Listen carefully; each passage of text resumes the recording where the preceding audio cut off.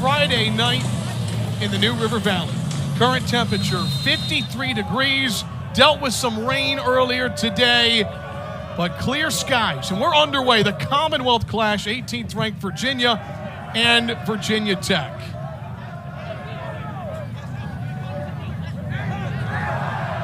Already an aggressive challenge at midfield. And it's Virginia Tech with something starting here in the attacking third. Ball still dangerous. Yoshizawa tried to connect with Roche. It's like pinball there at the top of the box. Yoshizawa, good early run. I thought there was going to be a foul early. Virginia players seemed to have fallen on him. So it'll be interesting to see how this game develops with the shape of the formations. 3 center backs for both of these teams. But I think for Virginia, they usually push their attacking players a little higher, and they always have a center mid who's playing more in that number 10 role. Here are the Hokies yet again. Kenyua. Uimana, very talented freshman. And going back to your point, formation-wise, these teams are similar. The way they like to possess, they're similar. They both like to keep the ball. They both like to move it around, play quick passes, and really get their foot on the ball. And that's something, you had such a great conversation with the associate head coach for Virginia, Adam Perrin. He really said, we want to get on the ball early and take the steam out of this crowd because you're playing away. If you can keep the ball, it kind of quiets them down and doesn't get them as excited if you're holding the ball. But you see, it's going to go back and forth with possession in this one. Crowd is starting to file into Thompson Field. Certainly a match that soccer fans of both these teams have circled on their calendars. Typically, they have played over the last couple of years in September. Now they find themselves playing late in the regular season. A little cooler. For me as a player, I loved the 50s, sometimes down into the 40s. And even that little bit of rain we saw earlier, I loved the rain. You know, you get some slide tackles in. Here's a takeaway and a shot, and that is through. It's Anor. 3 minutes in, Virginia on top first. Anor gets to have the backflip early on in the game. What a finish there. He picks up his head after picking the pocket of Grant Howard and just a little bit too confident there in the back with the ball at his foot, Grant Howard. And then Anor, you know he's always aware of where the goalie is on his line.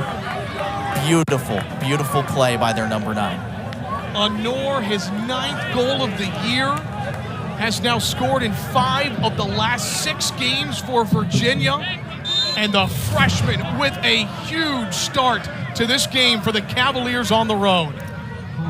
If you're Grant Howard there and you're Virginia Tech, you have so much confidence in his ability with the ball. We've seen Grant Howard dribble in the back before, and that time it just came back to bite him. Anor, really good positioning to anticipate the cutback, and then just stole it off him, and that's a beautiful finish. I mean, the awareness there immediately after you picked up the ball to see Timmy Adams so far out.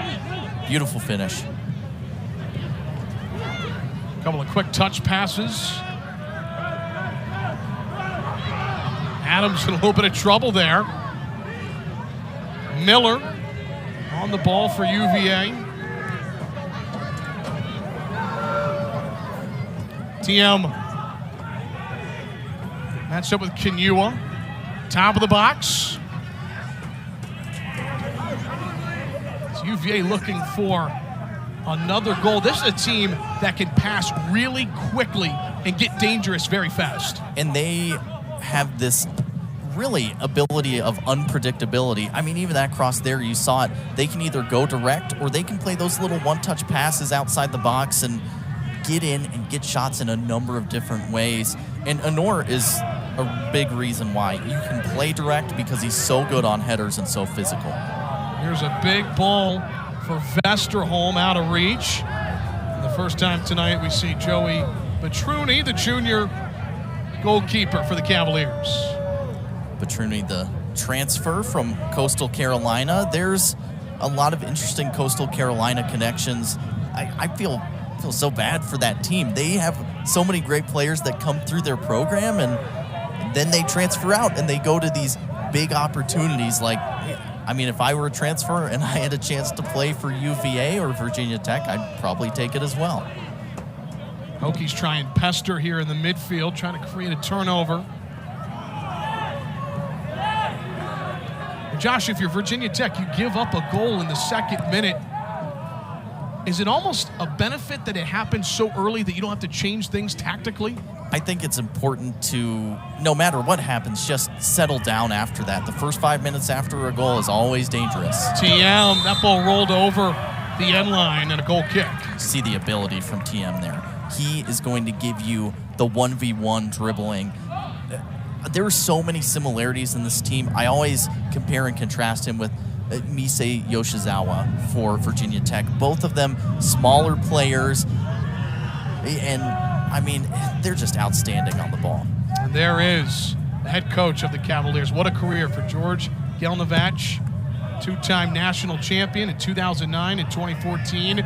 Took over for the great Bruce Arena, and you think about what he's done to continue on the legacy of this program, it's remarkable. Right, and I think Bruce Arena, and even casual U.S. soccer fans, they will know the name Bruce Arena, right? You know he coached the U.S. men's national team. Gelnovach should be that level of casual fan knowing about him. Gelnovach is a legend in the Division I soccer space with what he's done at Virginia, and the consistency with which this program plays, brings in great recruits year in and year out.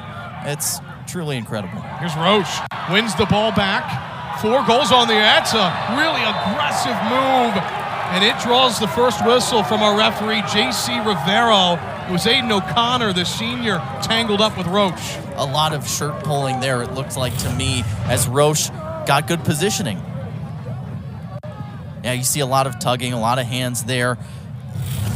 If you're Virginia, you're probably saying, okay, that's a little soft, but O'Connor, it was almost the opposite of what we saw with Virginia early on that break. Roche playing good aggressively, pressuring from the front, winning the ball, and now a free kick in a great area. If you're just joining us, Stephen Anor, a goal in the second minute. Virginia Tech with a dangerous opportunity here on the free kick.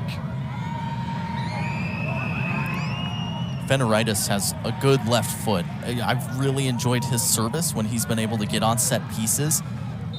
And from this angle, I like the in-swinger in toward the goalie to make things difficult. Feneritis takes it, low line driver there, knocked away.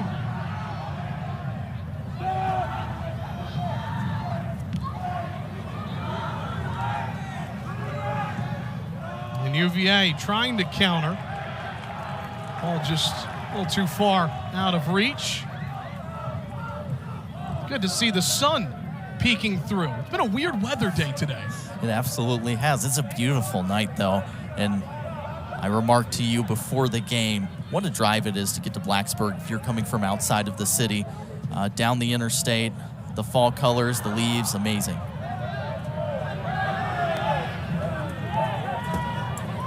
Virginia forces another takeaway. Hokies able to clear it. And they might be able to counter. Yoshizawa has that taken away. TM plays it forward, and there's Timmy Adams. What a fantastic tackle there on Yoshizawa from the guy we highlighted at the beginning of the broadcast of the starting lineup, Umberto Pela. He is going to get stuck in on players like Yoshizawa and start that counterattack for Virginia. And again, unsung. Because he starts it, you don't see him finish it. That's a great player in the center of midfield for the Virginia Cavaliers. Foul on Virginia Tech. Already been a little chippy here early, and exactly what you would expect in the Commonwealth Clash.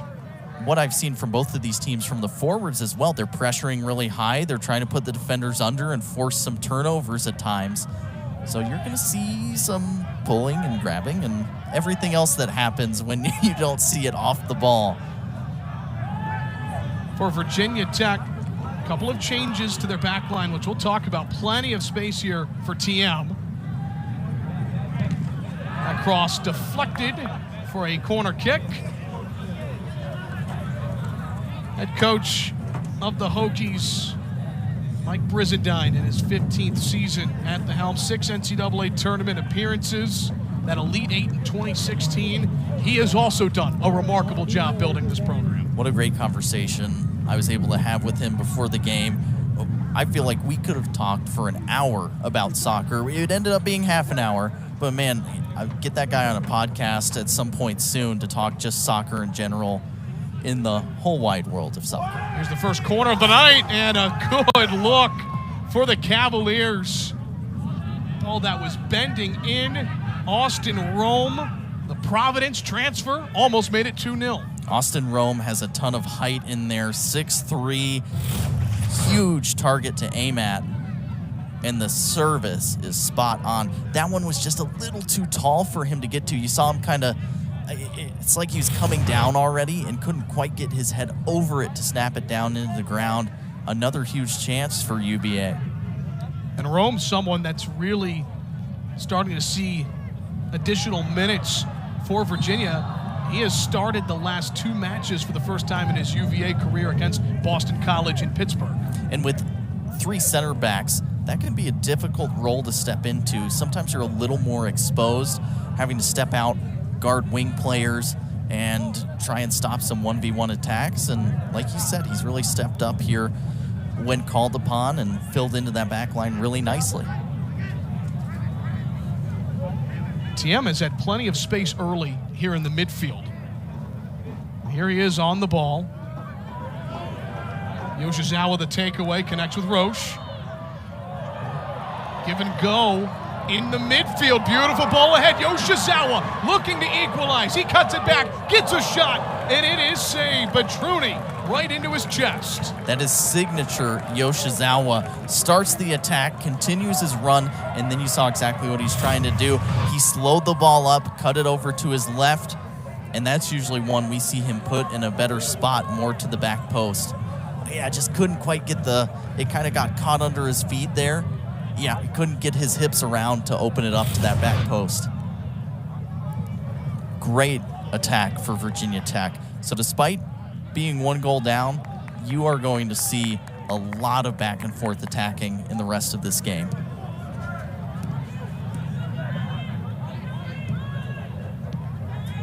Only 12 minutes in to a very entertaining first half at Thompson Field. And a foul. It's Mangorov, the senior, down.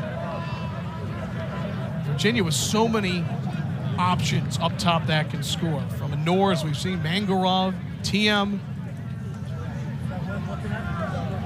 And I'm still looking for Ubogu to start getting more and more goals. That's another guy you can sub in who's got a lot of height, can play more that target forward.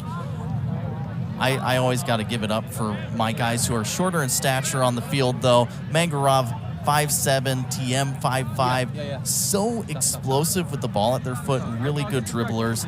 Mangorov, excellent at setting his teammates up as well. Great passer of the ball. He transferred in from UNC Greensboro.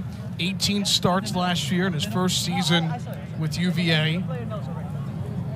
And with Leo Afonso, someone who's so valuable to this team, a lot of players like Mangorov have stepped up. Speaking of stepping up and getting stepped on, it was hard to see from the referee's angle, I think, but that was studs on the foot. And Kenua is lucky to get away without a yellow card there.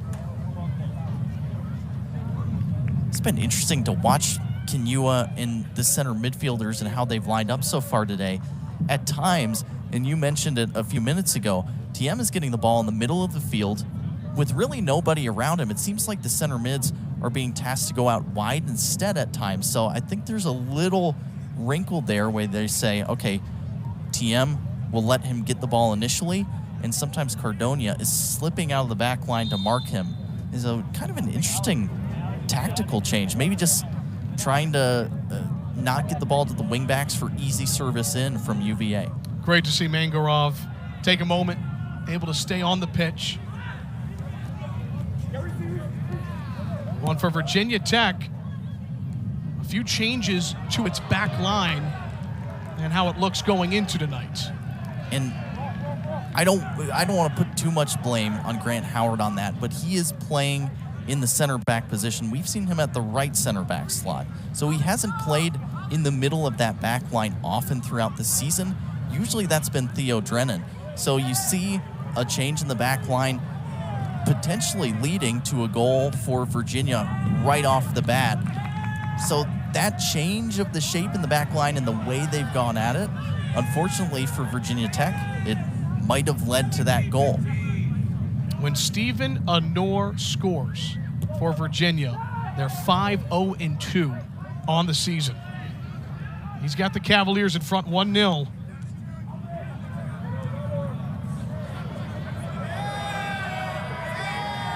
And it's been Virginia in the first 15 minutes or so, the team controlling possession. Passing the ball really well, and that's something they wanted to do early on. Foul on Virginia. J.C. Rivero, he might have a busy night ahead, our referee. And after these past 2 fouls that have occurred, he's just telling players, okay, let's calm down. I don't want to give yellow cards this early. Everybody just needs to take a little bit of a seat and, you know, calm down a little bit as this one continues on, but I highly doubt that will happen.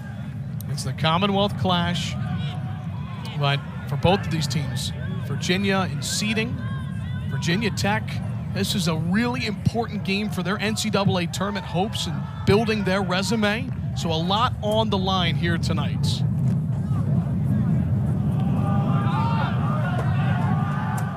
You take a look at that Coastal Division in the ACC, and 3 points for Virginia Tech puts them even with Virginia at 10, right? This game is so crucial for the Hokies. I don't think we can overstate how important this is for them tonight. Not to mention the RPI conversation, which we'll talk about a lot more tonight. Virginia, excellent in the RPI. They're almost in the top 10. Man, I mean, just incredible team to play against and a stern test at the end of the year. Tech has been good countering early in this first half. A little bit too big of a touch from Vesterholm. TM. A late whistle from the midfield. I tell you, Aiden O'Connor is he is on one to start this game. He has been involved in about 3 or 4 physical challenges already. Great tackles from him to start this game, and then got taken out by Vesterholm after the play there. His second year with Virginia, O'Connor started his career at Western Michigan. He was Mr. Soccer in the state of Michigan and the Gatorade Player of the Year in 2019. We talked about Coastal Carolina earlier. Right-footed strike, and it's Timmy Adams able to knock that down with the ball put on frame. Excellent shot there from outside the box. It looked like Mangarov. Great shot, testing Timmy Adams early. And that's the first time. It's so hard to step out to that in time. And that, yep, there is Pela with a great play there. Don't always get to see him involved in the attack like that. Yoshizawa's had a good look today. Finds Uemana. Vesterholm. Yoshizawa with space. Kinyua scored against Pittsburgh a couple of weeks ago, his first career goal. Here's the service, the header from Pugh. Uemana unable to save it. Beautiful cross in. Feneritis with the left foot so sweetly curled to the right position, and Pugh, that's another one where the timing is just a little bit off. It's just a little too high for him. Just a little bit too high. But man, if you give Feneritis that much space, he's going to whip those balls in exactly like that.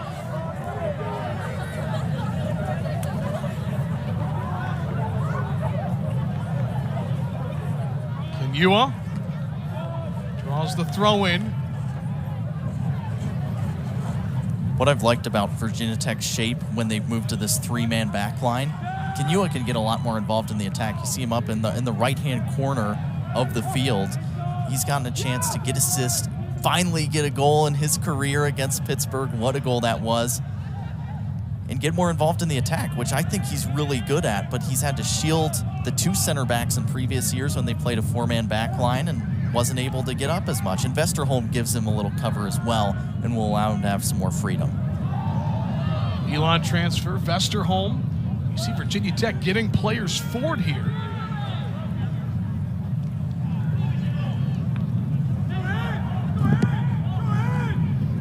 Good to see Misa Yoshizawa involved early for Virginia Tech. He has battled injury this year, coming off a great freshman season. And here's Virginia on the counter. It's Grant Howard, who has played every minute of the season for the Hokies with a great stand defensively. And that's more like the Grant Howard we're used to. After that early mistake, it's important to recover, not let it affect you mentally, and you can see Grant Howard there as confident as ever. Physicality and then the confidence with the ball at his feet.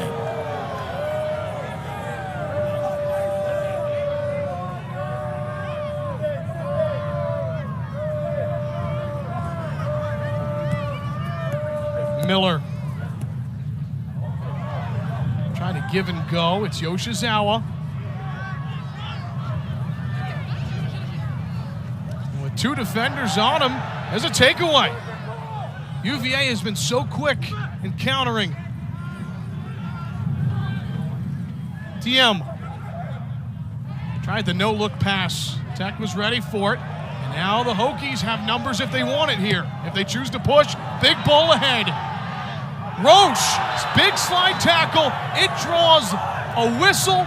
It is a foul, and a yellow card has been shown, the first of the night. This is going to be a huge replay to watch because to me on first glance, it looked like Rome tied that slide perfectly to win the ball. Did he get the player first is the question. Yep, comes through Roche's legs. I thought on first glance he got ball. Great positioning by Roche to get there first and then put kind of his legs and his body in the way. Good yellow card. Great refereeing there to see it from that distance. And that Virginia Tech counterattack, they've possessed the ball well a couple of times in the Virginia attacking third. Man, they have moved the ball quickly at times as well, and that's, I think, going to be the thing that's lethal for them the rest of the way. It's Feneritis Uwimana. We saw Feneritis take it from the other side of the field. I think this is Uwimana territory.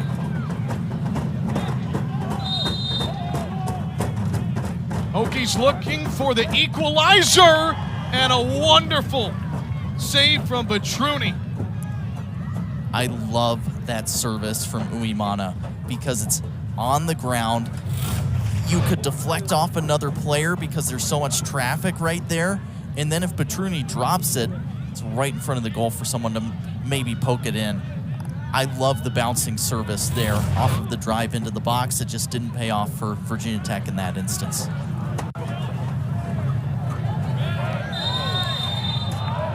That'll stop the clock. Another foul. It was Rome who just picked up the yellow, who was knocked down. Ironically enough, it was Roche involved there, just as we saw on the other end of the pitch a moment ago. Roche has to be a little bit smarter on that one. There's no reason to put the shoulder into his back and commit the foul there. And that's something actually Coach Briz talked to us about. He really said, hey, we can't let other teams off the hook and give up cheap fouls like that. You've got them in a position where you don't need to foul. Just let the play ride out.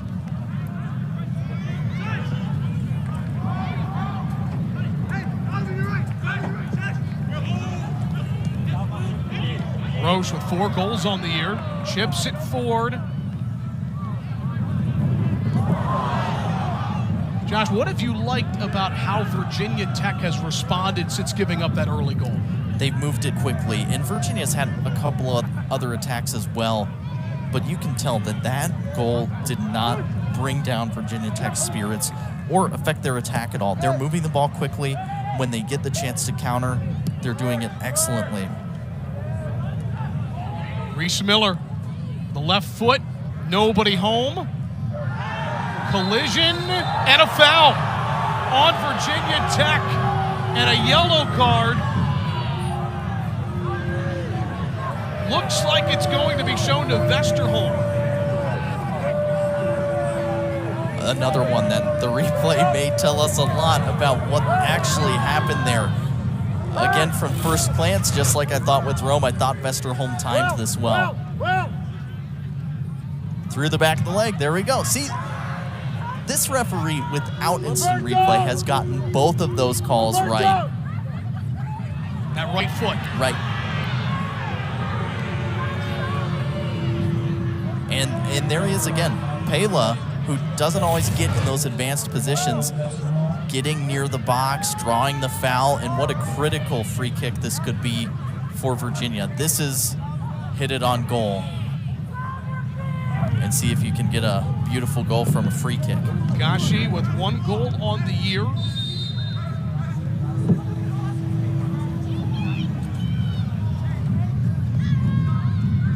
Mangarov takes it and scores it. The free kick leads to the second Cavalier goal of the night. What a free kick that is from Mangarov. Beautifully curled in a really, and the wall has to stay disciplined there. The wall opens up, and Timmy Adams isn't going to be able to cover that. He expects his wall to get in the way.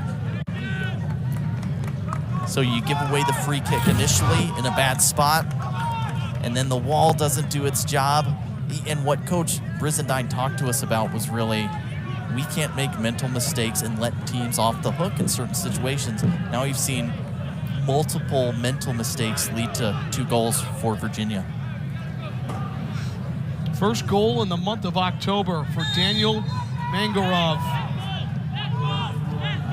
And we talked about it a little bit earlier, Josh, but with Leo Afonso has not been available for the entire season, and you think about Anor, Mangarov, Tim, Pela, a lot of players have stepped up for UVA. They're still able to find their attack from those players stepping up in his absence. And I mean, what a luxury that is, the depth at the forward position to go ahead and just get a ton of goals from all these other guys. And we knew Anor was going to be impressive coming in, but he's still a freshman. We've got to keep that in perspective, where this guy, he's going to have double-digit goals before the end of the year. How incredible from a freshman player to give you that much at the attacking position. TM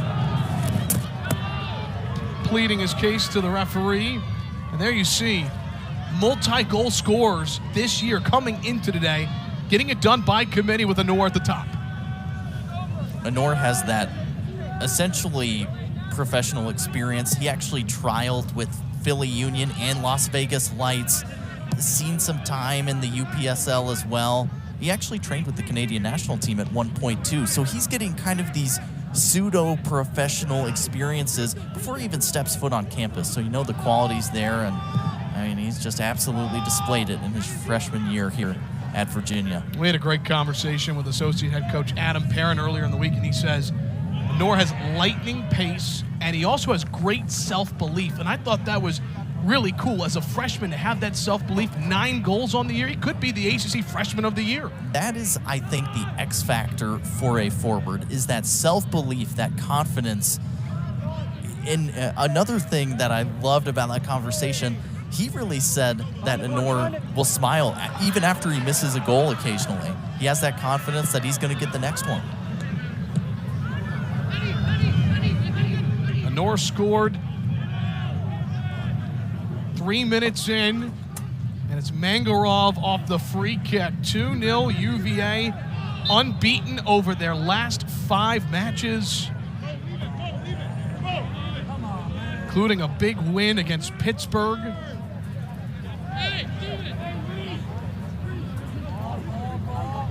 Hokies are going to get possession back off a handball.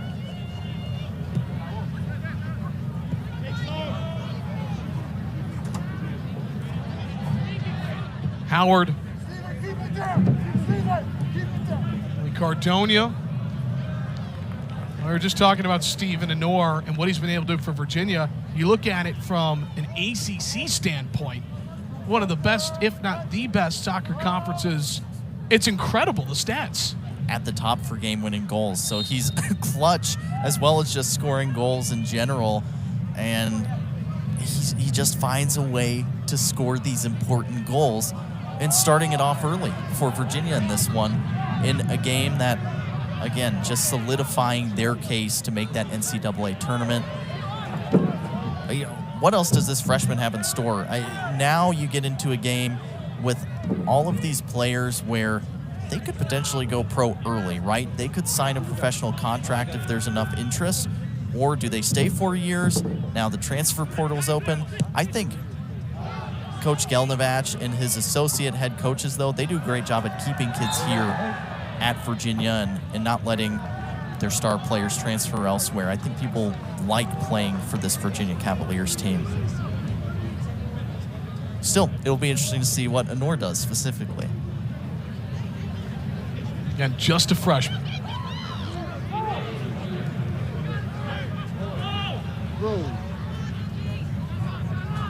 You see it again there, TM picking up that ball in midfield and really not a ton of pressure when he immediately gets it. I think they're letting him have that space further back on the field. It's really when he gets into the 18, the attacking third area, that they're going to start stifling him. Here's Rome. TM has that knocked away. Wonderful slide tackle. That might have been off of Yoshizawa's foot. Stays with Tech. And 2 subs will come on for Virginia Tech. Andy Sullins, the former Virginia Cavalier, checks in to face off against his former squad.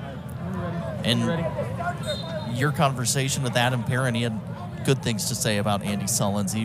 He was like, well, we really do have to watch out for Andy coming off the bench for Virginia Tech so often this year, because he's got a heck of a left foot. He can blast it, and you can't let him get an easy look at a shot. And I also like bringing Marcos Esco into the game as well. A big target up there, and he's that type of player similar to Honor that has some lightning pace and ability to take players 1v1 as well.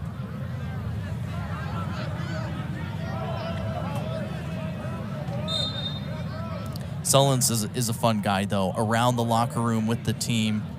He's earned the nickname Smiley in his time, and you'll see it even after giving fouls away or, something goes wrong on the field. He's a player that he's just going to have that self-confidence, that positivity, and keep going. And there you see the creativity from Marcos Esco right off the bench, draws the foul.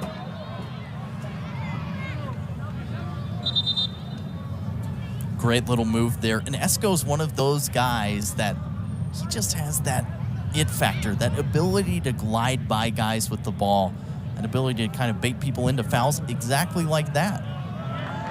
And there's the 3rd yellow card shown in this first half. That's going to go against the captain, William Citron, the senior.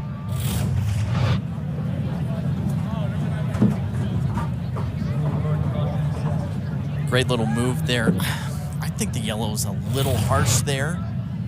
Just trying to step in and win the ball. I don't think there's anything malicious or reckless, but now you've got 2 of the 3 center backs with a yellow card for Virginia. That is something to keep an eye on the rest of the way. Virginia Tech trying to find some momentum here. They've had some good runs into the attacking third, a couple of quality set pieces. You see Esco there jogging off the field. A uniform infraction there. You could see him pull the necklace out and going to have to take that one off. No, next stoppage. Can't have any jewelry on when you play in the game. That's I wonder if he's worn it before, though, and referees just haven't seen. I feel like sometimes it might be easy to forget. Right. Wonderful takeaway in the midfield for Virginia as they search for their 3rd goal in the first half. Honor doesn't have a chance there. It's Carter Hensley who plays a lot of different positions for Virginia Tech in on the stop. What an outstanding effort from Hensley there. There's Yoshizawa, able to stop his momentum. Visa defending. Ethan Ballack draws the corner kick. I mean, are you kidding me with Yoshizawa? The feet to stay on it and continue dribbling at the defense. Incredible little dribbling ability there to ride this challenge and stay up. I know he's left-footed and it's kind of lazy to make the comparison, but that's like a Messi-like type of play where you just, he's the type of player who's got a great center of balance and doesn't want to go down. I just love watching Yoshizawa play.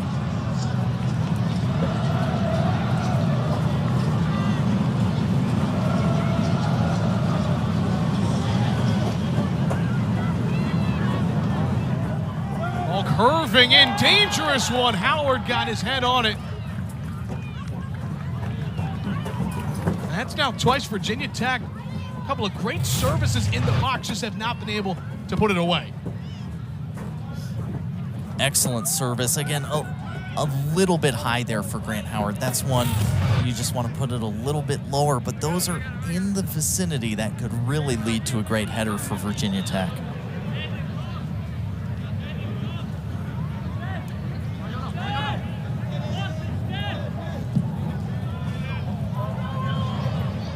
Ball ahead for Reese Miller.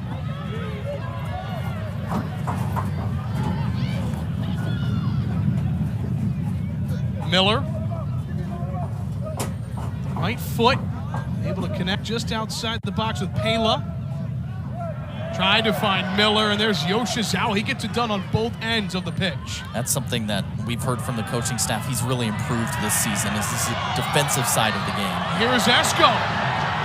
Numbers ahead for Tech, and that pass just a little too short. That was the exact right idea. Fenaritis with some space to run into. Esco just didn't put enough pace on that pass, and it didn't pay off. What a great break, though, from the Hokies. That has been something that they've done really well at, breaking quickly to try and get that counterattack. And it feels like one of those might pay off eventually. It's 2-0, but this game does not seem completely out of hand for the Hokies yet. Honor. Grant Howard gets it out of harm's way for now. Good communication there, Howard and goalkeeper Timmy Adams. Sullins versus Field for Kenua. Now Fenaritis.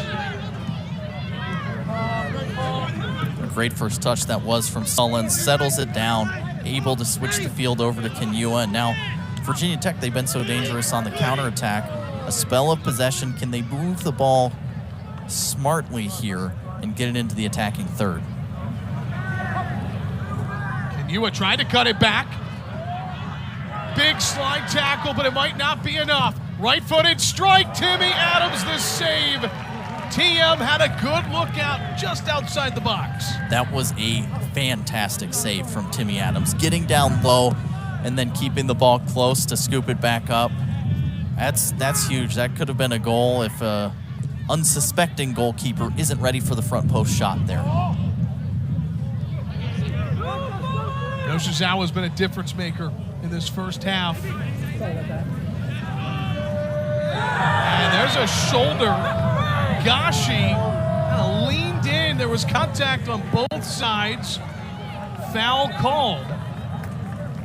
Could this be the fourth yellow of the first half? There's always a question if you lead with your shoulder, if there's a foul or not. That one, when you lean your shoulder down with that much force and you put it into a guy's chest, I mean, that's generally, there's just a little too much there. But Virginia's argument is going to be, that was shoulder to shoulder. But, you know, referee's going to call it that way, and Virginia Tech with another dangerous free kick.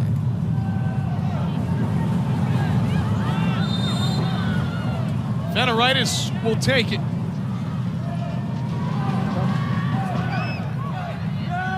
Still dangerous. Left foot, diving effort from Petruni, just wide of the post. Ethan Ballack, the sophomore. What a shot from Ballack. I have been waiting for him to hit a banger this year because he is not afraid to pull it at the craziest length of the field or at the angles that he does. That was almost perfect. What a strike from Ballack. It looked like it was going to go in and then just kind of curved at the last second. And the way he hit it, it's always going to curve out instead of curving in because it was with kind of more the outside of the foot. And Ethan Ballack with almost a SportsCenter top 10 goal. If the Hokies could find a way to get on the board before halftime, would really change things. And they looked really lively in the attack with their counterattacks. I think they would love one before halftime, though. Esco is offsides. You mentioned it when he checked in. Marcos Esco, he can change the game. He's so outstanding with the ball at his feet. He's a big target, don't get me wrong. He can give you some headers and some ability to attack the ball in the air, but his feet are so fast. He'll throw in some step overs and some fancy footwork and really perplex the defense on what he might do next, and that is not an ability every player has. Honor unable to get positioning there, does get it back. TM loses his footing. Right to Declan Quill. Off Quill's shoulder. Tech possession. How about that pass from TM? Basically on the pitch. Yep, he, again, creativity. We talk about a lot of these players having that 1v1 ability, just being creative with it, and another example of it. Man, Grant Howard has had his hands full down there. He's done a pretty good job on Honor after giving up that early goal, but that is a tough task for the rest of this game.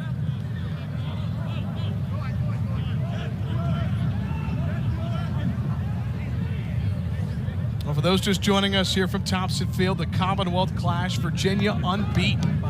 In their last 5 matches, they've given up just 3 goals in that time span. Honor 3 minutes in, put them in front. And something that you brought up earlier, Josh, when we spoke with Virginia's associate head coach Adam Perrin, he talked about trying to take the crowd out early. Mission accomplished. Yeah, I don't think he quite expected to do it with an early goal. I think he was more just thinking, okay, let's keep the ball and feel the game out. But instead, they get the early ball and a fantastic goal from Honor. And now the second goal coming as well with the free kick. I mean, Virginia's kicked off this game as well as you could have started for the Cavaliers. Sullins too far for Uimana.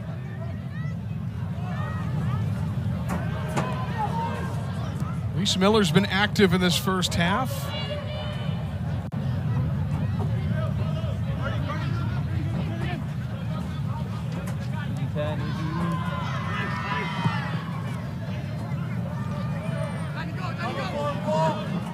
Carter Hensley able to force the turnover for now as Esco.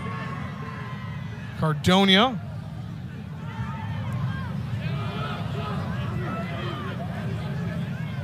Just over 8 minutes until halftime. Game that means so much to Virginia Tech for their NCAA tournament hopes. And for Virginia, a team that a couple of weeks ago were looking for signature wins to add to its resume, and all of a sudden the Cavaliers have gone from a team needing those wins, and all of a sudden ranked 18th in the country, 2nd in the Coastal, right where they want to be at this point in the season. Virginia continues to get these big wins against incredible programs in the ACC, and it really seems like they've just got a head of steam here at the end of the year, playing really well. In their attackers, I just can't say enough about their combination of attackers that they start with, and then the guys they bring off the bench are dangerous as well, and they're always a threat to get going. Howard to Cardonia. Trying to find Esco, unable to do so. It's Miller. What a great opportunity here for Virginia. Lem has it taken away. Can you a big ball on that far flank? Love that idea. I think Uimana and Declan Quill have switched sides as well. So a little bit of a tactical wrinkle before the end of the half. And Uimana's played a lot of left wing back, so getting into a position he's comfortable in.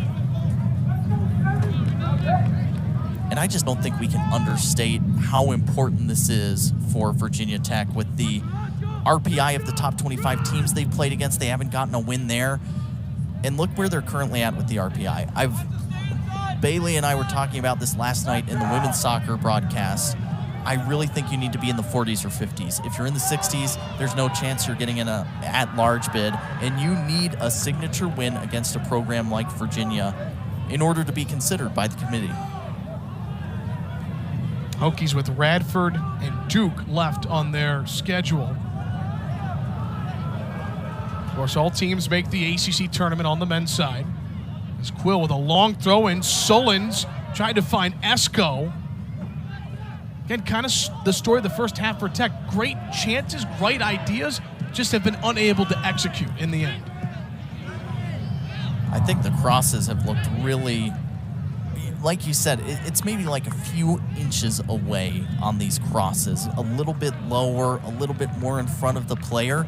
I think Virginia Tech's got a goal. They just haven't been able to quite find the head of their attackers on some of those crosses into the box. And I think they've had some free kicks from outside the box too, and both of those were really well taken in, and Petruni was forced to save one of them. Those chances are going to keep coming. So can they keep Virginia out the rest of the way and capitalize on at least one of these? Howard.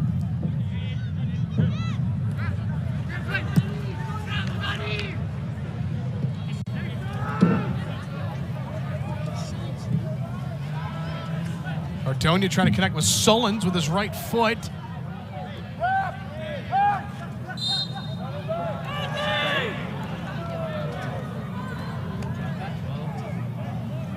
Umberto Pela. Such an exciting player. We've highlighted throughout the broadcast. Had an assist last match against Pittsburgh.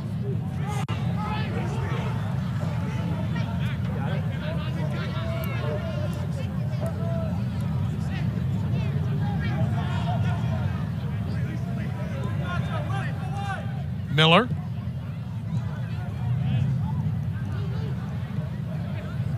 TM. Over to Visa. He's been quiet in this first half. Leads Virginia in assists. Hey, ref! Hey! I want the foul! Yoshizawa, that's an easy whistle.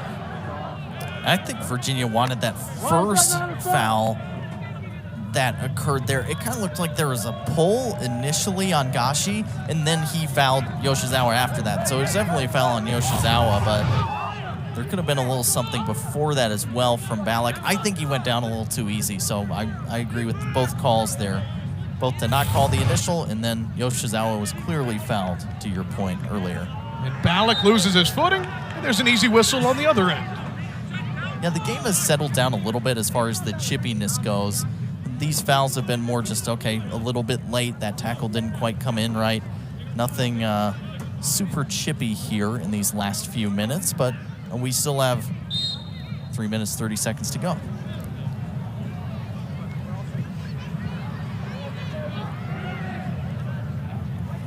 But looking towards halftime, if you're George Gelnovac, legendary coach of the Cavaliers, what will he like most about the first 45 from his group?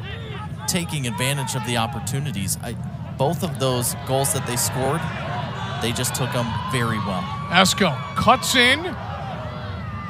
Wonderful collapsing there. The Virginia backline converging just outside the box. I think if Esco gets that one back, I know he likes to dribble at the opposition, but maybe there's a chance to slot that. It looked like a 4v4 early when that ball turned over and didn't quite move it quickly enough. And then meanwhile, if you're Mike Brizendine and Virginia Tech on the other hand, what's going to be the biggest message? it was the same message he gave us in his coach's call. You cannot let Virginia off the hook and give them easy chances. Both of the chances that they scored were mental mistakes from this team. The wall parting to allow the free kick through for the goal, and then Grant Howard pulling the ball back and getting it swiped by Anor. So I think it goes to exactly what we've talked with Coach Brizendine a lot about this year, and that's just not making those mental mistakes, especially defensively. Another look here for Virginia. Miller with a right foot diving stop from Adams in the rebound. The second chance not there either. Adams has had 2 outstanding saves in this game already, and that one, you saw exactly what Miller was trying to do. Cut it over to his right, curl it to the back post. Adams anticipated and then pawed that one wide. Great play from the goalie. Great positioning, too. You saw him already leaning towards that back post, anticipating that. Second corner of the night for Virginia. TM. Yoshizawa behind him.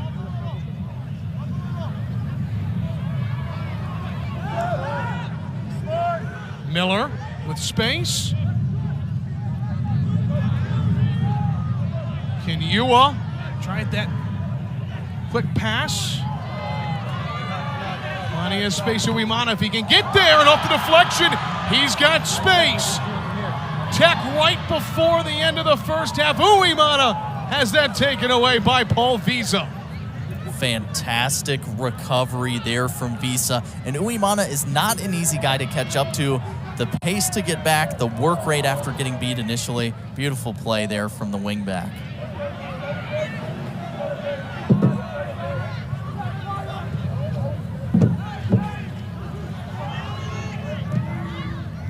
Quill with 25 seconds. Yoshizawa with space. Will give it a go with the left foot. It is wide. It brings members of the crowd here at Thompson Field to their feet. What a great look. That's one that Yoshizawa just says, I'm going to go for it. And I don't think Petruni has any chance at that if it's on frame. It's dipping, it's to the far post. What an opportunity there at the end, the individual effort, but Virginia Tech still with 0 on the scoreboard. 18th ranked Virginia, they got on the board early, controlled the first half, looking to remain unbeaten over their last 6 matches here in the Commonwealth Clash. They lead Virginia Tech 2-0 here at the end of the first half. Cavaliers 2, Hokies 0. A great crowd on hand as the sun is set. It's a chilly night at Thompson Field, but once this weather kind of hits, Josh, this is how you know the postseason's right around the corner. I love this type of weather. As a player, or even someone who's a coach on the sideline, it just feels like fall soccer, doesn't it, Evan? Oh, it does.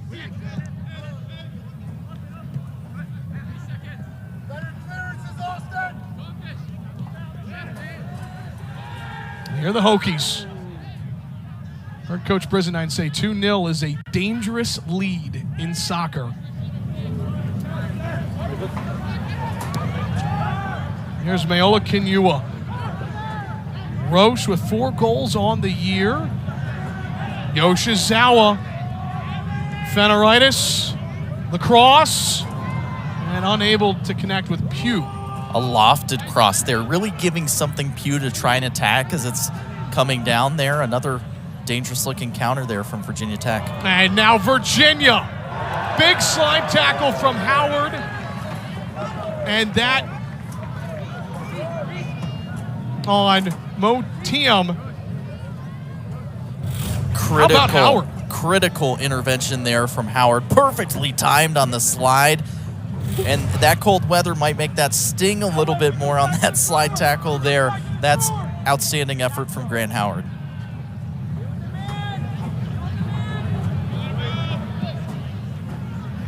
I mean, you're talking about Motiam going 1v1 with your goalie. That could have been 3-0 easily on that opportunity for Virginia.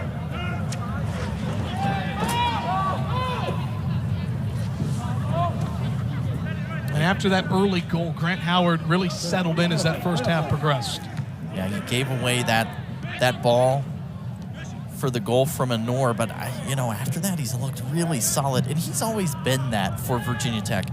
Got so many starts as a freshman last year. He's still a very young player.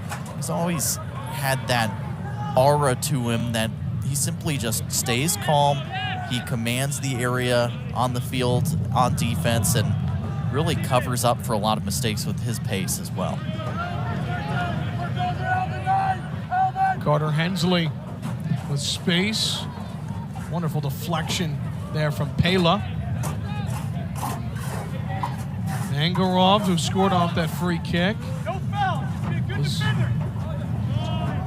tangled up with Kinua in the first half, was injured for a little bit, stayed on the pitch, then came back and scored the second goal of the night. Good to see him back. He's going to slot in right underneath those forwards as we saw him in the first half and play that number 10 playmaker role. Roche swings it. Ben Fisher. There's an injured Cavalier near midfield.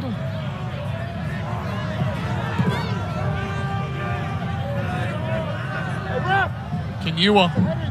He's holding his head. Play on. Service in. Good look for Tech. It was Pugh. Point blank with Petruni. And Virginia Tech almost taking advantage of Pela being down on the ground. Pela's back now. He's playing. There was a question about a head injury there from the Virginia Cavaliers bench. The referee said play on, and Virginia Tech had a man up in that situation due to it. And they almost capitalized.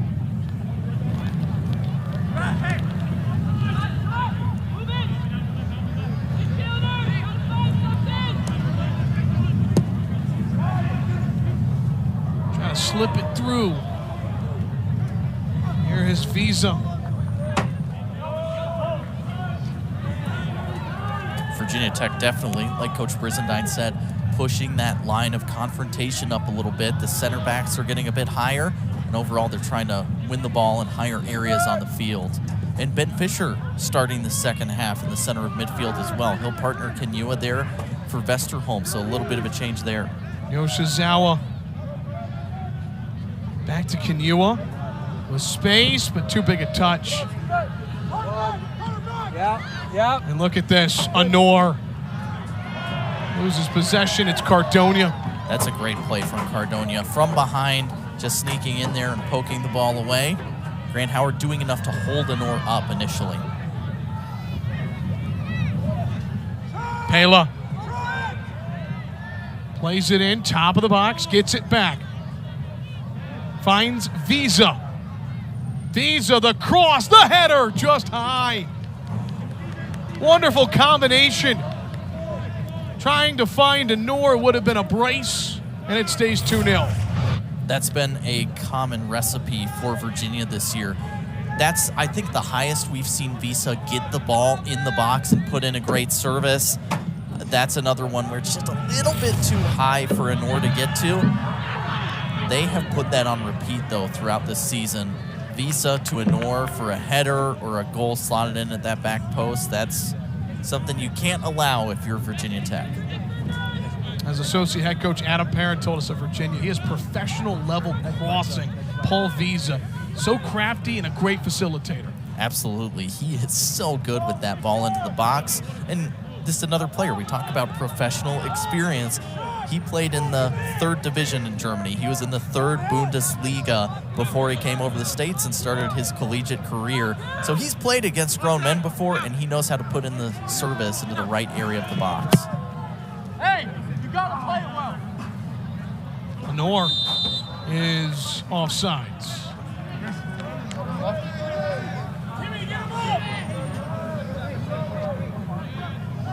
There you see for Virginia, they have players on their roster from all over the world. So cool to see. Absolutely. It's tough, though, with all these international players coming in. They play in different systems. Obviously, sometimes there can be language barriers, too.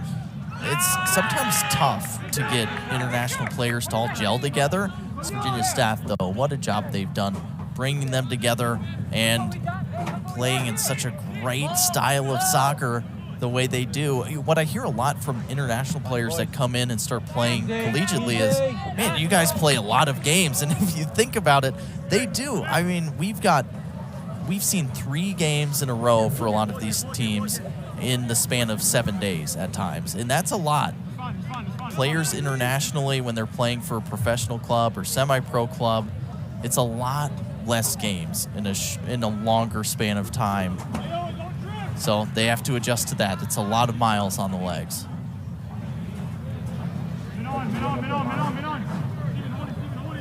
Nor has it knocked away. Second effort, that is high. The left foot of Mangarov. Early substitution for Mike Brisendine's squad. This is an attacking substitution. Feneritis is going to come off, it appears, and Declan Quill's going to go to the right mid spot. Uemana over to the left mid spot. Quill's going to give you more attack. He's going to stay a little more forward, I think, than Feneritis might. And then Uemana's always been dangerous on the left side of the field for this Hokies squad. Virginia Tech speaks so highly of Declan Quill. Play in the midfield. He can play up top. Really tough guy, too. He's a Virginia state champion back in high school in rugby. Something you don't see every day. It's a tough sport, that's for sure. Very physical. Yoshizawa almost drawing 2 defenders there.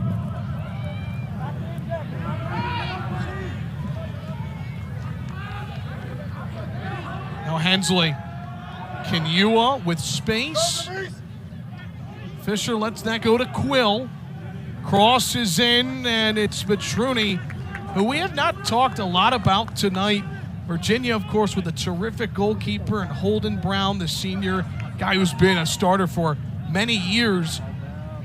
Petruni stepping in place of him, the Coastal Carolina transfer. He has been huge for UVA down the stretch. Petruni was the goalkeeper for Coastal Carolina as well. He was their #1 last year, and they played a style that allowed for a lot of shots. They really played with a lot of people behind the ball and then tried to play counterattacking against some really good possession teams in the Sun Belt, by the way. And he had to make a lot of saves for that team. So he certainly has the quality, and we talked about it in the first half. If you have a chance to transfer to Virginia, you're going to take it. Wonderful through ball, and a sliding tackle is made. Adams came out.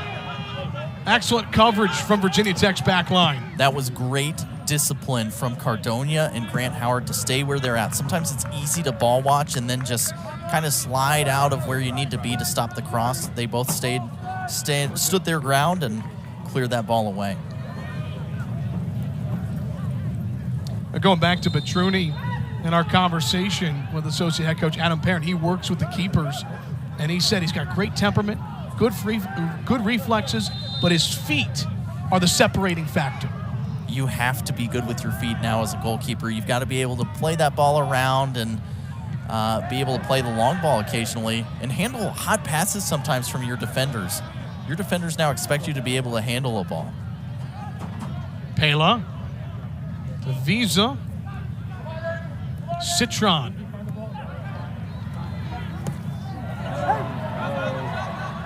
Tech on the counter. This is where they've had a lot of chances tonight. Reverse field.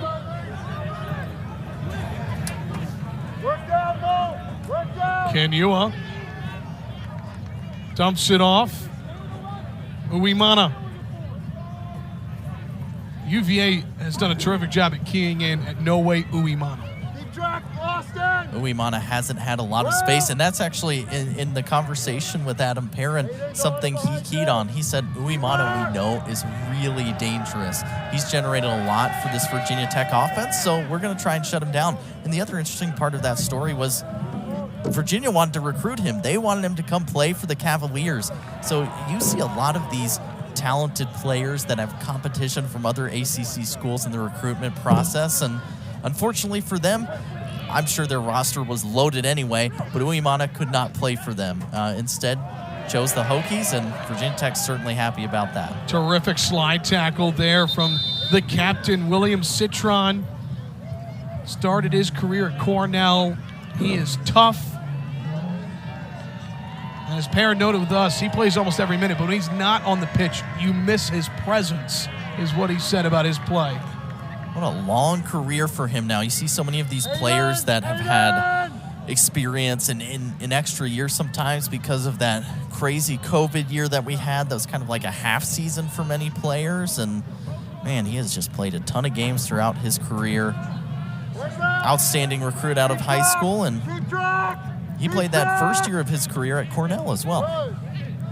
And if you recognize that last name, Citron, ACC women's basketball fans, he is the older brother, as cleared away. Older brother of Sanaya Citron of Notre Dame women's basketball. Challenge from Fisher, and that will draw a yellow card. That is a really rough slide tackle there from Fisher. Late, the ball was away, and you hope that the Virginia player is able to get back up there. I think it was Mangarov.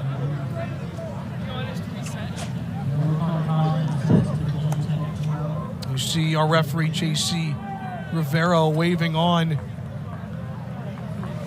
the staff. Mangarov, who scored off the free kick, mentioned that he was tangled up earlier in the first half. He has battled tonight, and he has been clutch for his team.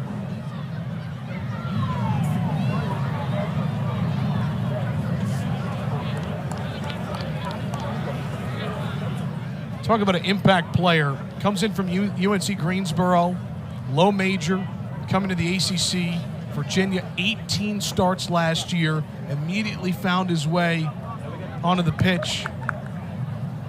I like a player like this who you can see the progression of their career as they go, right? You know, his first year at UNCG, just 2 assists, didn't get any goals. And then from there, he just starts getting more goals and assists at UNCG. In his second year, when he transfers to Virginia, he's a contributor with both goals and assists, and he's just kind of found his way on the offensive end. And we talk time and time again about youth experience from these players. From Duluth, Georgia, has experience with the Atlanta United Academy team and his youth background, and then call-ups to U.S. Youth National teams. So certainly a talented player in his youth career, and has just continued that ascension. Here was the foul from Ben Fisher. Yeah, really late. You saw he thought he was going to pull the ball the other way, and then Mangarov with a great long touch to try and get by him. You hate to see a slide tackle go in that way. Sometimes those are some that can just catch the wrong way, and thankfully Mangarov back up and ready to go. That one will be painful tomorrow. There's no doubt about it.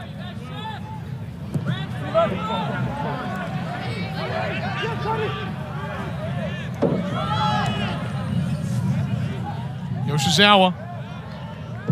Near flank, Uemana. Hensley with a direct pass. Yoshizawa, fancy footwork.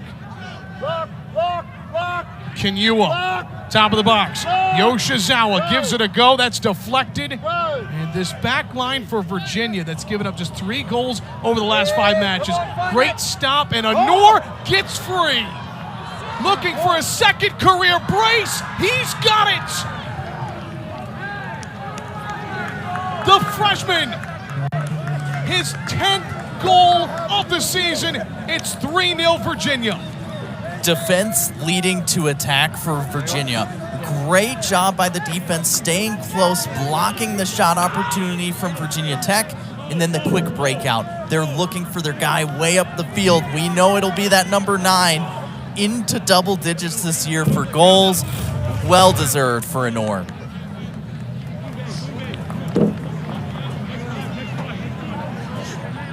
And unfortunate for Howard there. He stepped on the ball and just scored it the exact wrong way. And then the wrong footing of Timmy Adams there. You saw him be patient, Anor, there. He didn't pull it right away, kind of took his time, and then saw Adams already leaning. Great finish. To mention his second career brace, the other 2-goal match coming back on September 16th against North Carolina State. Stay tight, Austin! Austin! Noe Uimana, beautiful ball, bending in, out goes Petruni, and he punches it out of harm's way. Uimana with a great-looking service in there. We haven't seen that as often from him. Again, Virginia has done a great job kind of marking him out and sending 2 players toward him on services. Good long throw opportunity for the Hokies. This is one, again, it's a good kind of set-piece opportunity for them. Read well from Pela. Close up! Keep track! Keep track, Aiden! Keep track, Aiden! Austin! Vesterholm. Yoshizawa tried to chip it forward. He tries to fight to keep that possession. Calling for the foul. Yoshizawa, again, mentioned he's battled injuries in his sophomore season after a great freshman campaign. ACC all-freshman team, second on the squad in points. When he's healthy, he makes such a difference. And he finally looks 100% to me. I think some of the games he was starting to come back where he was subbing on, and even some of the games he started, that little burst of speed wasn't quite there. To me now, Yoshizawa looks 100%. Timmy Adams, Anor, as well as TM. Almost made it 4-0. Yep, the 1-2 push there. Great runs in behind. And that's been so good for Virginia today. They've had some possession, but the quick breakout with those 2 and with Mangarov right behind has been the key for them. And Anor and TM have taken turns staying on that back line of 3 for Virginia Tech and just raring to go anytime that ball gets close to being turned over, and then a long ball, a direct ball, some quick passing, they're in behind you just like that. You look at this Virginia team, unbeaten over their last 5 matches. The win against Pittsburgh, come from behind win, should say, against Pitt. You think about TM, the ACC co-offensive player of the week. Anor, the freshman, 10 goals. Josh, if this team can get Leo Afonso back, right, how much more dangerous do they become? I mean, you're getting into a situation there. Maybe he slots in for Mangarov, and you're bringing Mangarov off the bench. I mean, that's a great luxury to have. Or Mangarov slots in somewhere else attacking-wise for you. And then you just got these 4 guys on the field that can all score goals in bunches. Vesterholm, Petruni. Another stop. Every time. Yeah. I will go on until fucking 23. Very collected and calm. And you think about UVA going out and getting him. Even though coming into the year you had Holden Brown, a huge difference having him on the roster, someone with tons of experience. Right, and it's really been those 2 as the number 1 and number 2 goalie, and otherwise they kind of had more reserve-type goalies. And again, the run-in from Anor is just so tough to deal with. He's got so much pace up there. Seems like every time UVA gets the ball and sends a long one up there, he's got a chance to run onto it.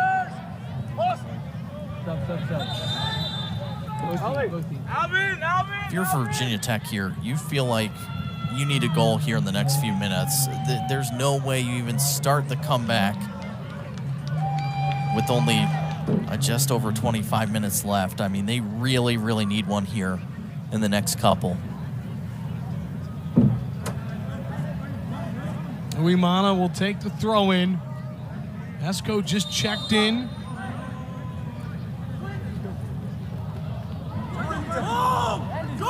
Finds the former Cavalier Sullins.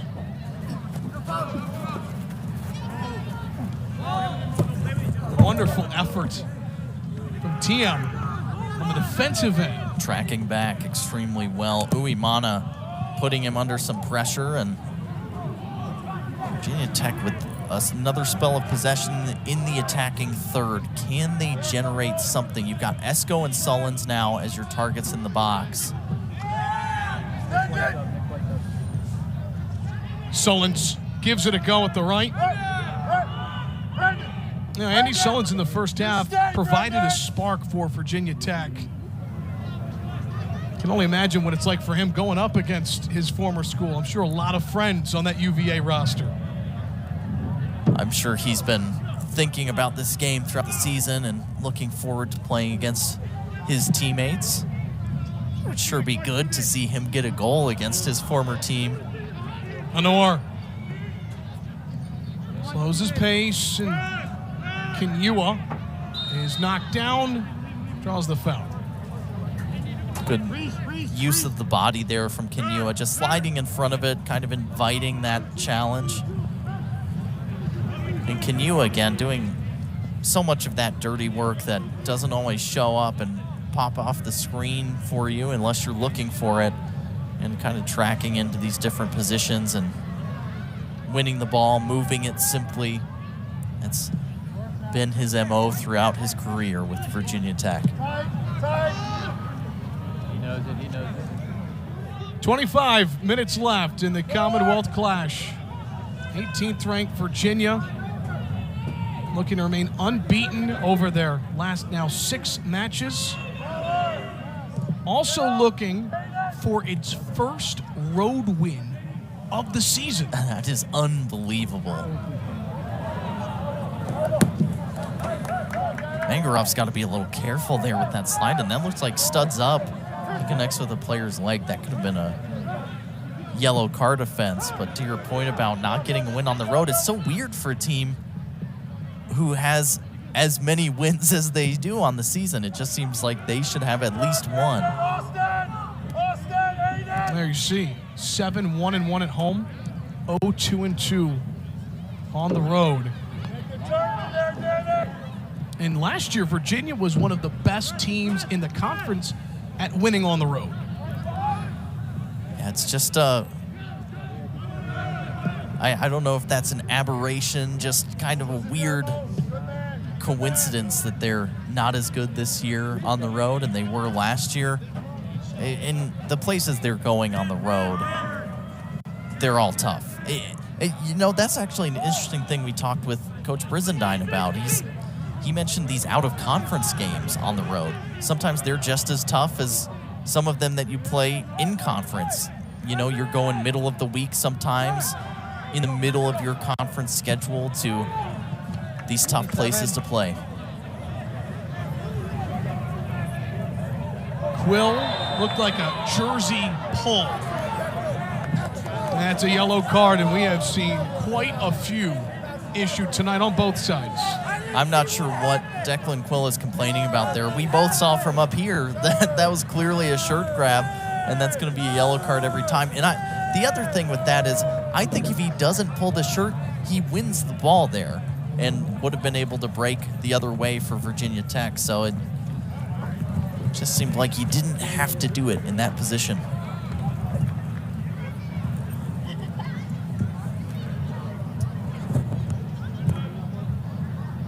The 5th yellow card of the night.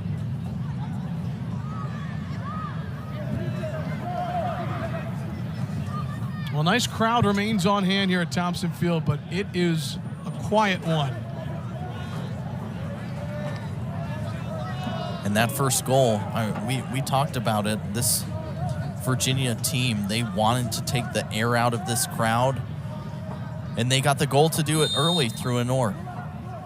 Visa take the free kick, and Timmy Adams with a diving save, got his hands on it. Vesterholm the takeaway, and now Tech will try and counter with Sullins.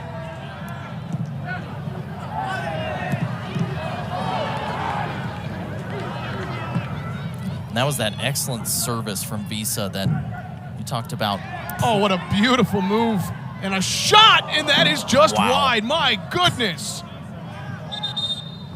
Honor looking for his first career hat trick, and that would have been an unbelievable way to do it. Talk about a nightcap. That was incredible.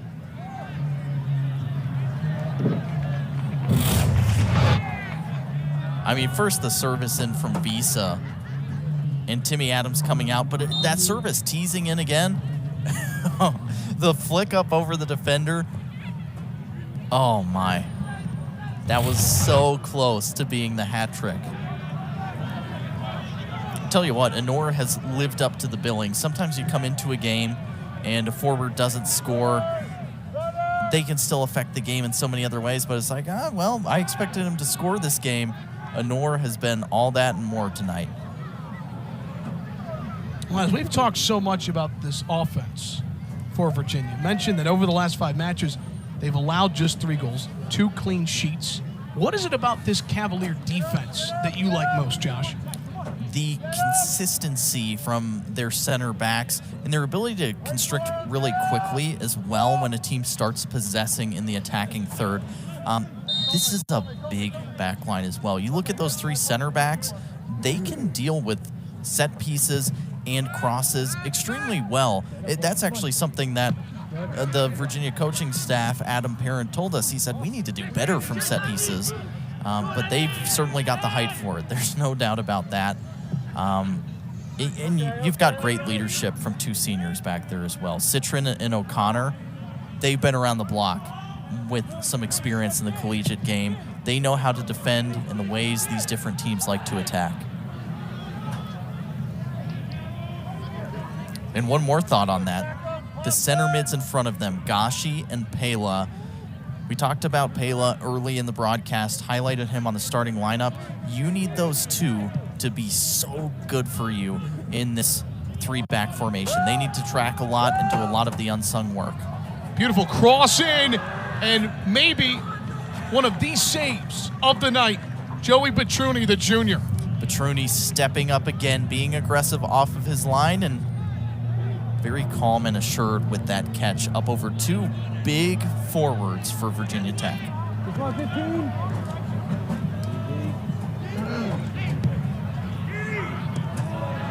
Hensley forces the takeaway, connects with Esco, shields off a defender, and Visa intercepts the pass, but foul on Virginia.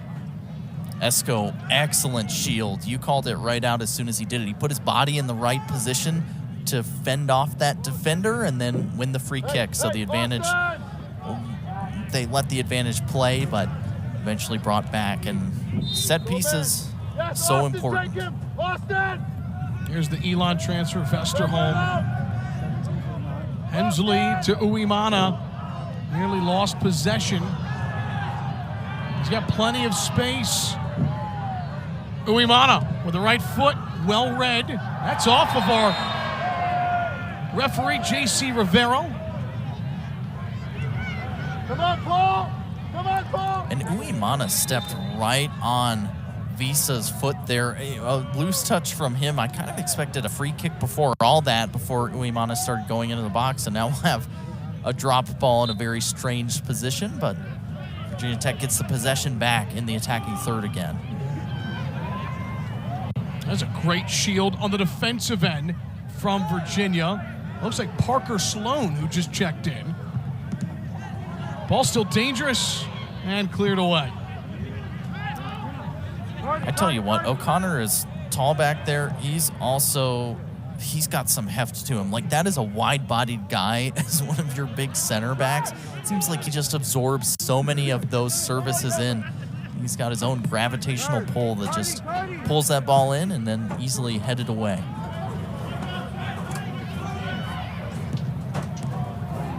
Virginia gives a lot of space to the midfield of Virginia Tech. They come away with a stop and a late challenge there before the big ball played. Foul on Sullins. Yeah, late slide. Surprised to not see a yellow card. Maybe just a little talking to here for Sullins. And that's just, there it is. And that's just a little over-eagerness, trying to win the ball, trying to block that one from going forward, and pretty easy yellow card in my opinion.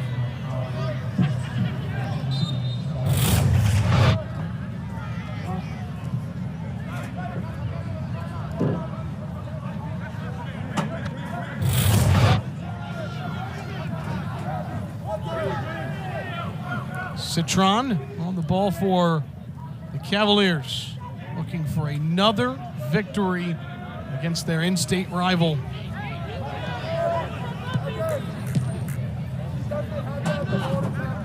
Series that started back in the mid-'70s between these two programs. And here's Tech on the counter. What a great opportunity. It's Ballack with the left foot, unable to drive that on frame. I do not mind a shot from there usually, but man, Uemana was wide open on the left side of the field. There you see the Commonwealth Clash, the series history. 34 wins for Virginia, 5 for Virginia Tech. But look at that second line. These two teams have split the last 4 meetings. This has been a great competition the past eight times these teams have met. It seems like it's always gone back and forth, and this one's going to be, you kind of feel it's going to be a very decided victory unless Virginia Tech pulls a rabbit out of a hat here at the end of the game.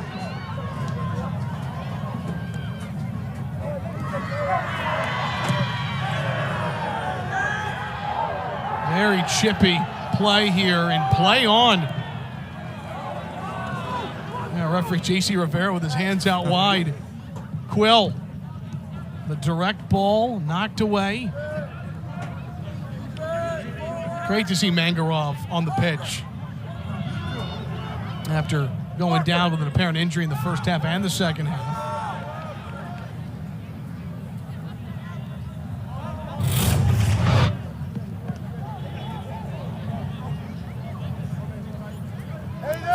A lot of pushing and shoving on that one. I truly don't know what you call in that situation.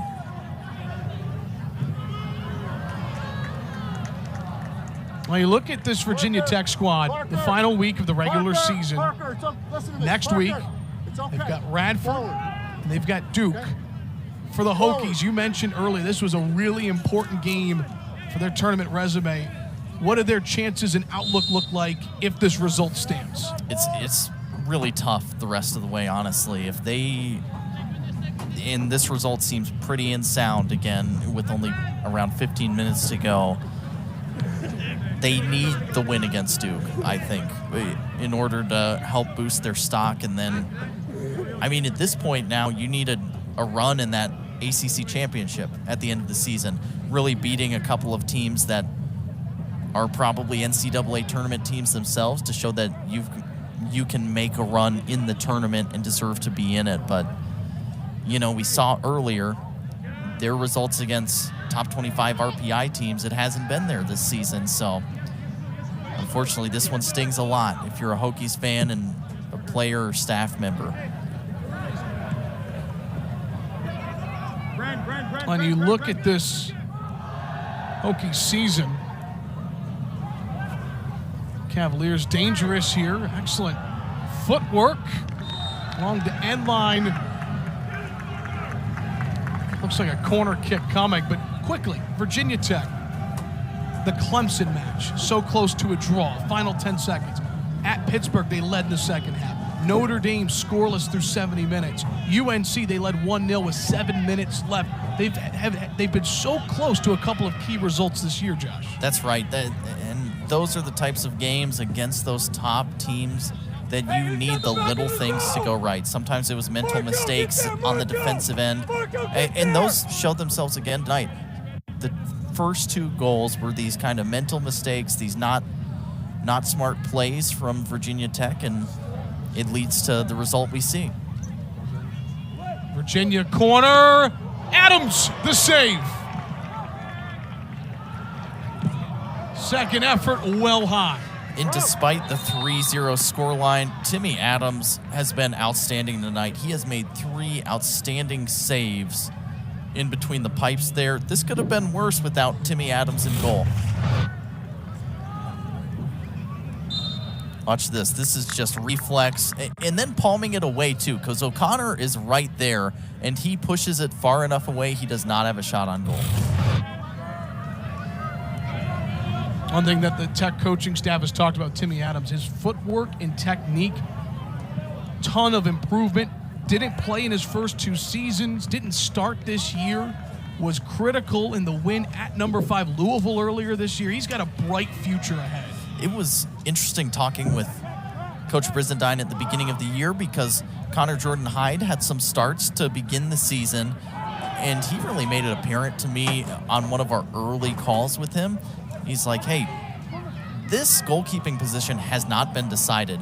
Timmy has been playing great in training, and it's always a competition between these goalies trying to compete for that spot, and eventually Timmy won out. Here's Esco on an easy takeaway, trying to turn defense into offense. Excellent recovery from Aiden O'Connor.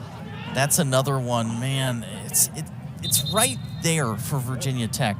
The transitions are good. The ideas are sometimes just not quite getting it right here. In that one, Esco tries to go 1v1. Roche is overlapping him, going in the same direction.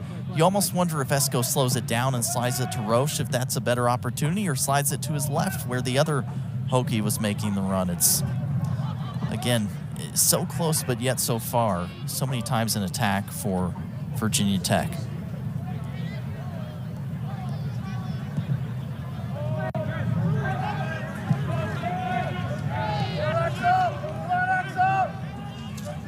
Cardonia getting very forward.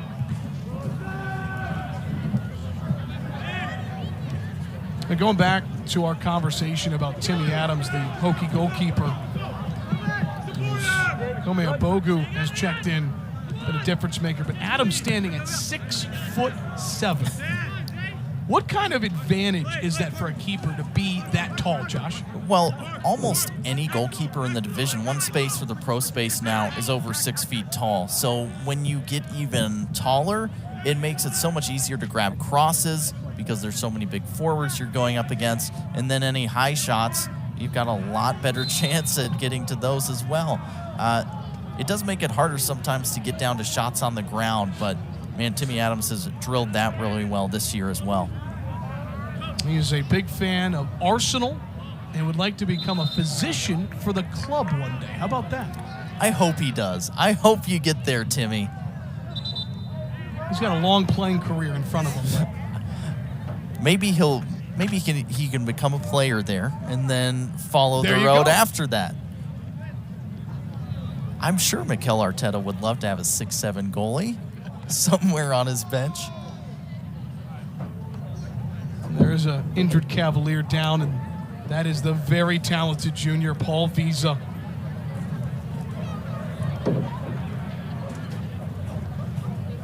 I mean, he certainly has racked up the assists throughout his career, hasn't he? It just seems every season he comes in and he just plays that role of serving in great crosses. He would be a modern fullback if we were playing a four back line where he's playing as the right back, just overlaps so well. His service in is so good. A willing runner going forward. Go ahead. Well, he led Virginia in assists in 2021 as a freshman. He's got the most on the squad this year. And he does it from a unique position, too, because he's really a defender by trade. Yeah, defender by trade. And even in the 3 center back system, your 2 wing players, at times it's almost like you're playing more with wing backs. They're still playing as an outside back, but you've got to get forward as well where you're overlapping and getting into the box. There's a lot of running, a lot of thankless running in that position. And I can tell you as a former guy who played on the wing, you do a lot of work sometimes and don't see the ball as much as the guys in the center.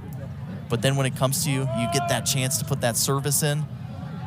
You've got to make it perfect, and that's what Visa does.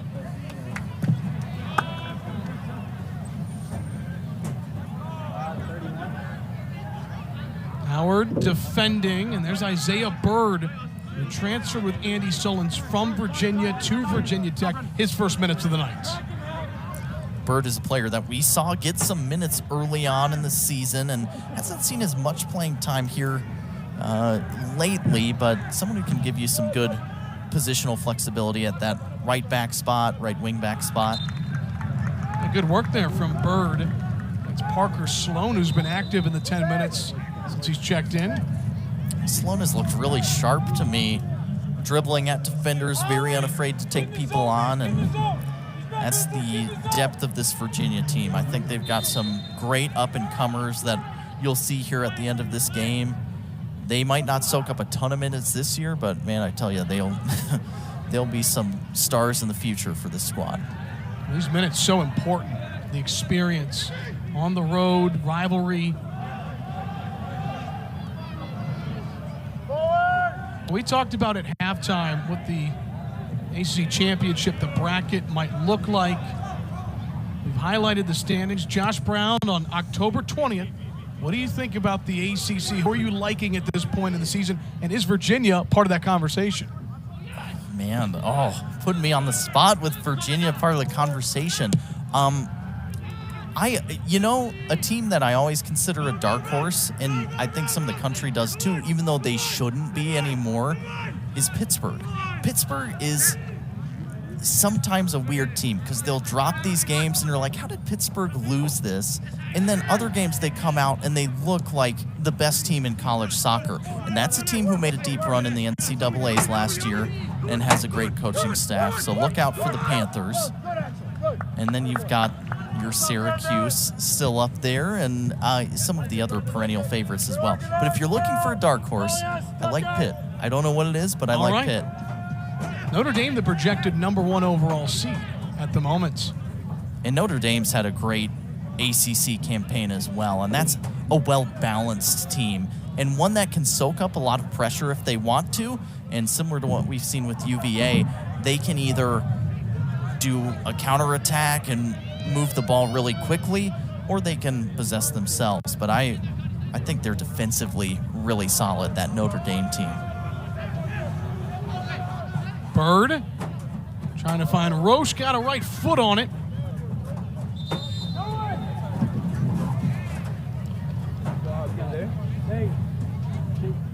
Roche with 4 goals on the year, the most by a freshman since Danny Pereira, former #1 overall pick.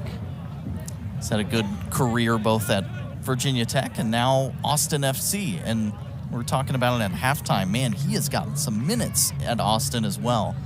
What an outstanding player. And he was always someone that not only was he a great box-to-box midfielder and gave you a lot of energy, he was so smooth on the ball. What a good player.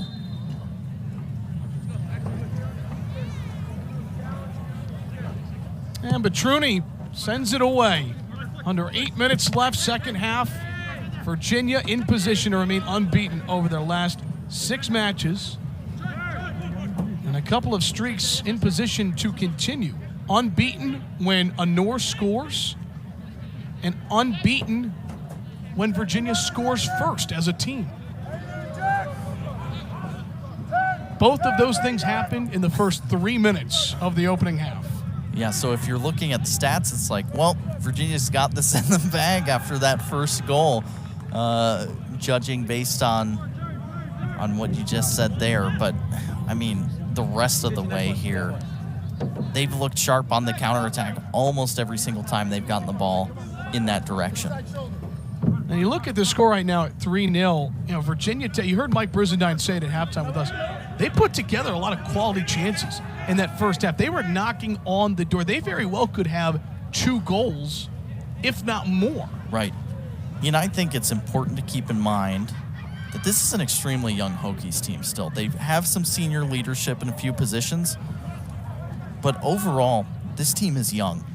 They've got a lot of young guys who are getting minutes now and are going to see a lot of playing time in their next years. I think a lot of these close dropped results are just from those mental mistakes. We said it from the beginning. The first 2 goals, just a few things given away that they would really like back. And obviously that's going to change the whole outcome of the game if you don't give the first away and then don't have that free kick where the wall opens up as it did. So again, we talked about the NCAA tournament chances. It may not happen for Virginia Tech this year. They'd have to have a really good run here at the end of the year, but you're finding these lessons of, okay, where do I not make the mistakes and can I be better next time? Adams saves that. Bogu got a head on it. It was on frame. 12 of Virginia Tech's 17 goals on the year have been scored by underclassmen. Goes to show the future is bright, and to your point, a lot of young players have seen a lot of minutes this year for Mike Brizendine's squad. You have Yoshizawa, Roche, and Esco to look forward to as kind of an attacking line. That's a scary proposition for teams in the future. And Esco's had a little bit of an injury bug in a couple games this season, so he hasn't been completely 100% for all of these games. Roche has shown he can score goals at the Division I level, so you've got some exciting talent. Let's not forget Uemana. I almost forgot about a guy who's playing in that wing mid, wing back spot for you, and still he's scored some scorchers from outside the box for Virginia Tech this year, and his service is fantastic. Even here, 4 minutes left. While you might not come away with a result, a goal here, the momentum would be important and helpful going into that final week next week of the regular season. Here's Fenoritis, another underclassman. Had a couple of great crosses tonight. Beautiful pass. Roche with the right foot. Right decision, just wide. Looks like he lost his footing as he planted to get that shot away. And again, we talk about the missed chances so much.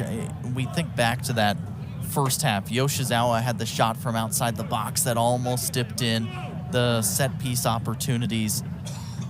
It's been close here for Virginia Tech, and I know the final scoreline isn't going to be super kind to them, but they still made some good attacking chances in this one.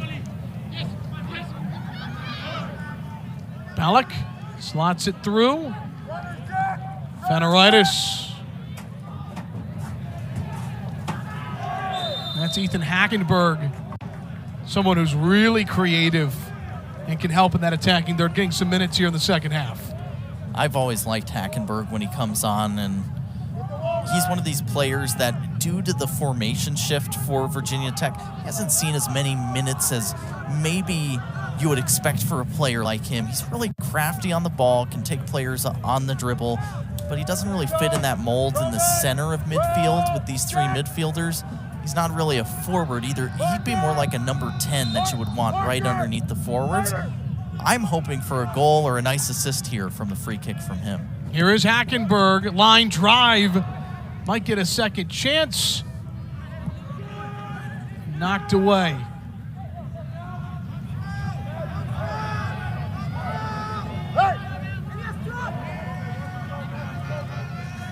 Long throw in, Fenoritis. Good look, headed away. It was Ballack. He's had a couple of chances in the second half. I mean, look at that wall of gray shirts for Virginia. And you ask, why is the defense so good? Why have they been so good here at the latter half of the season? And it's because they play as a team together. They're really good at doing that. Well, there you see, we just talked about Hackenberg a moment ago. Playing against his former teammate, Joey Petroni. There you go. There you go. You get to see a guy you played at the same university as, and we mentioned it a little bit in the first half. Again, I feel bad for that Coastal Carolina team. I don't know what it is, but they have so many talented guys that eventually get these call-ups from big programs, and then it's like, well, yes, we want you to go play for a really good team and get those minutes. I think we talked off-air about this. Their leading goal scorer last year for Coastal Carolina, Garcia Pascal, transferred to Marshall, who is the number one team. They probably won't be after the loss to West Virginia this week, but when you get a forward who gets an offer from Marshall to transfer or finds that opportunity, and then the goalkeeper here, Petroni, who gets the chance to play at Virginia, as a coach, you can't really tell him no to that. It's like, yeah, go on and have the best luck and the best time playing there.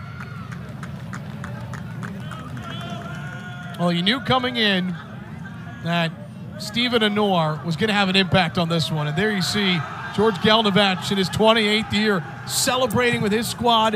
Anor, 3 minutes in, put UVA in front. Second career brace. That's going to be a very fun bus ride back home to Charlottesville. Coming into Blacksburg is always difficult, and the Cavaliers pumped up about it here at the end of this one.